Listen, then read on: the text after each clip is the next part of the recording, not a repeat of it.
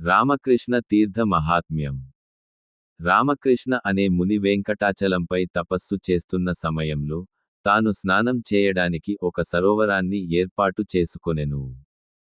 తరువాత విష్ణువు గురించి తపస్సు చేస్తుండగా రామకృష్ణ ముని శరీరంపై ఒక పుట్ట ఏర్పడెను. ఆ తపస్సుకు భయపడిన ఇంద్రుడు రామకృష్ణ ముని తపస్సును భంగం చేయడానికి వర్షాన్ని కురిపించిన ఆయన తపస్సును భంగం చేయలేక వెళ్ళిపోయేను. తరువాత విష్ణువు ఆ మునికి దర్శనమిచ్చి, నీవు త్రవ్విన ఈ కోనేరు నీ పేరుతోనే ప్రసిద్ధి చెందుతుంది.